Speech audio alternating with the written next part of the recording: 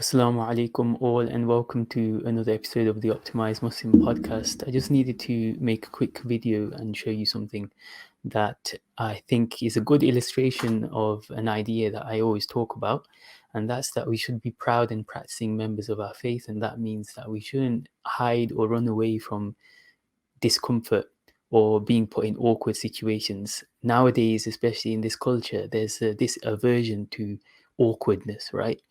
There's a pause in a conversation, or you say something that's slightly outside of the realms of kind of normal dinner table conversation, and then it's like, oh, you've gone into the awkward zone. As Muslims, we shouldn't be afraid of that. We know what our priorities are, right? This isn't to say that you don't do da'wah with wisdom and that whole argument about wisdom in da'wah and the principles and maqasid behind it and all the rest of it, right? But this is just to make a point in that we shouldn't be scared and we shouldn't be compromising on our deen. And we all have incidents like this in our daily lives. If you're working and not living in a cave and you're in day-to-day life, part of the dunya, you're going to come across times where you can perhaps let things slide. You can perhaps take the easy way out. You can perhaps avoid saying something because you don't want to look awkward or whatever else. But we should take it upon ourselves. Now, I know not everyone's going to do this, probably about less than 5% of people, but that's kind of the core audience, or a select part of the audience behind this project, to kind of give more confidence to those people, to those amongst us as well, rather than just the generic reminders that appeal to those kind of on the gateway of practicing and whatnot.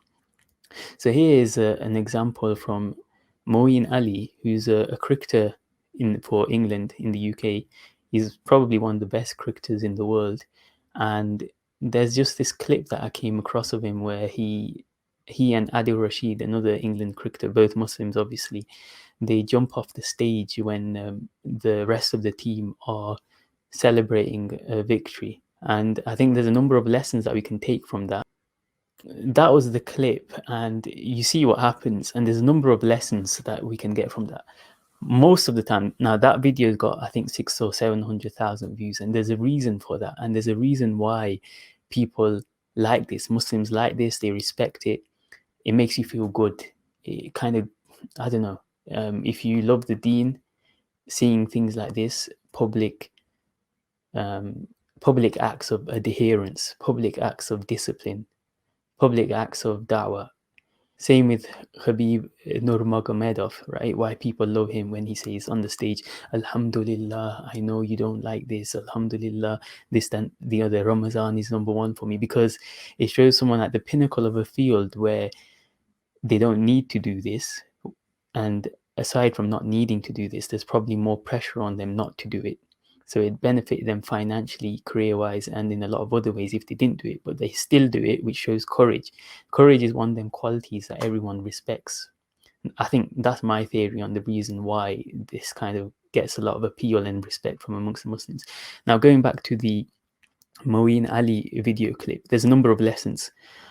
On the one side, you can take lessons that this demonstrates to the youth. You might think, oh, it's just a clip, and you watch it and carry on, think nothing's happened. But this sets a message to the younger Muslim kids that are watching. It shows them that, look, the heights of whatever their chosen path or endeavor is, reaching the heights is possible without having to compromise your deen and what you deem is important in your life. That's the key message behind it. Now, you can break that down further, because it also shows that they are they're not isolated, right? They're not being ostracized. They're still part of the team. They're respected members of the team. They're respected to the extent that no one has an issue with them doing things like this. It also shows that ultimately the outcome matters, in terms of the results matter. If you're acting in a way that whatever you're doing is aligned with the performance objectives of whatever team you're part of or whatever organization you're part of, right?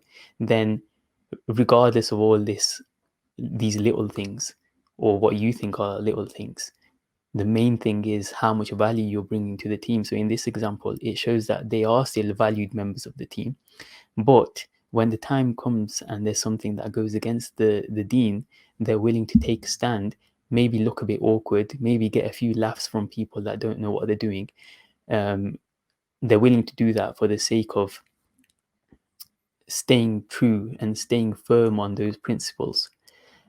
The lessons that it sends out to people is that you can strive to do whatever you want, but you don't have to sacrifice or make excuses, or as they say in Urdu, agar magar, if this happened, that happened. Oh, I thought this would help if I mix in with them here, and I thought if I sacrifice this here, it'll help this. You don't have to do none of that. Stay firm and you'll get more respect anyway, and you'll be closer to the deen. You'll feel better about it. You'll have a better feeling in your heart about it, and it's a virtuous cycle. You're never going to regret it. So that was the message for today. If you do think this is beneficial, like, share, and subscribe. I hope you like my new set, upgrading it slightly. Alhamdulillah. So, Assalamu alaikum wa rahmatullahi wa barakatuh.